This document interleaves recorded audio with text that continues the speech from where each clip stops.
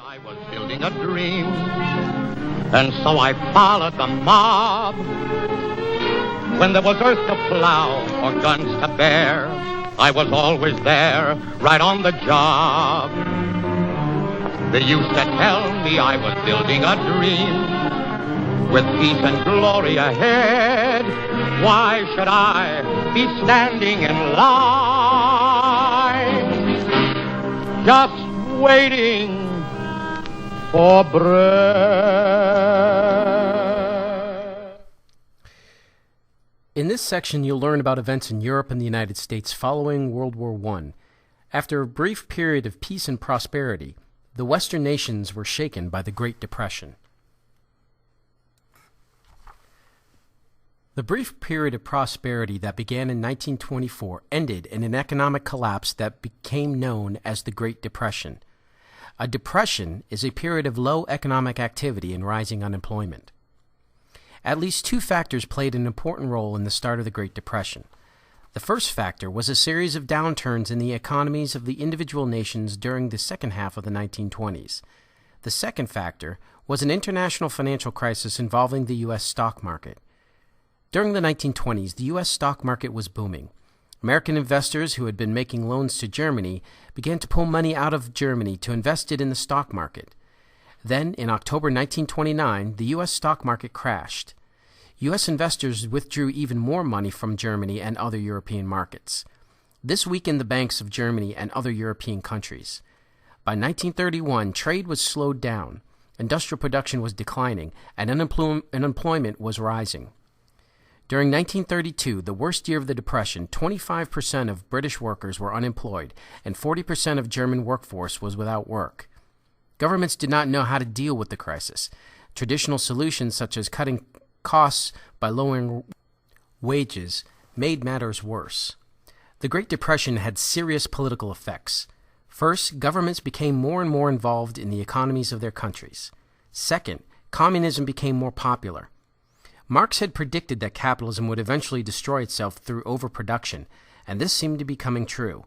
Finally, masses of people began to follow dictators who offered solutions.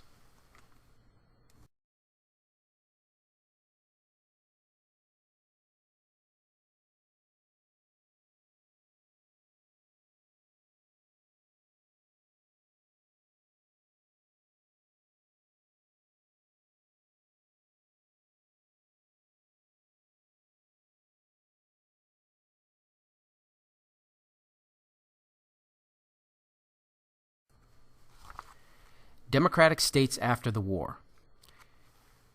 In 1919, most European countries had democratic governments. In many nations, women could now vote. In Germany, the imperial government had come to an end. A German democratic state known as the Weimar Republic was created, but it had problems. First, it had no outstanding political leaders. In 1925, Paul von Hindenburg was elected president. He was a military hero and did not fully endorse the republic that he had been elected to lead. The Weimar Republic also had serious economic problems.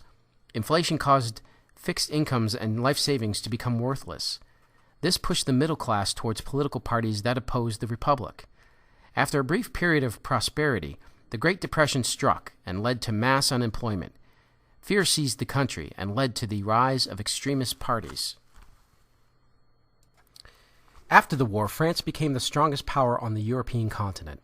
Because its economy was more balanced than the economies of other nations, the French did not experience the full effects of the Great Depression until 1932.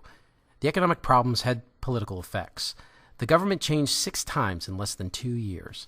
Finally, in 1936, a coalition of leftist parties, communists, socialists, and radicals, formed the Popular Front government. This government gave workers the right to collective bargaining, or the right of unions to negotiate with employers over wages and hours. They also got a 40-hour work week, a 2-week paid vacation, and minimum wage. But the Popular Front's policies were unable to solve the problems of the Depression. During the war, Great Britain had lost many of its markets for its products to the United States and Japan. This led to an increase in unemployment. From 1925 to 1929, however, Britain had a period of prosperity. After the Great Depression struck, the Labor Party was unable to solve the country's problems and fell from power in 1931. A new government, led by the Conservatives, took credit for bringing Britain out of the worst stages of the Depression. Most of the political leaders in Britain ignored the new ideas of a British economist, John Maynard Keynes. Keynes believed that unemployment came from a decline in demand, not from overproduction.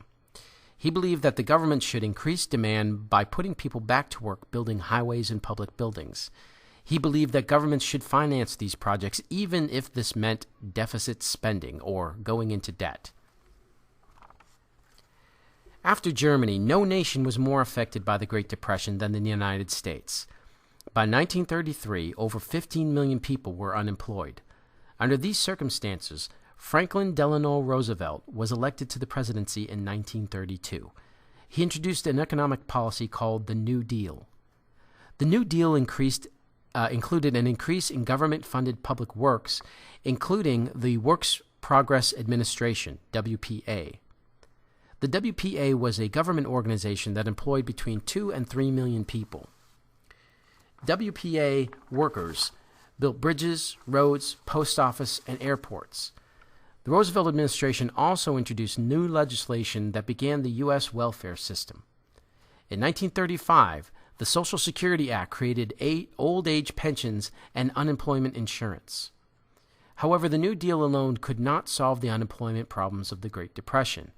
In 1938, 11 million Americans were still unemployed.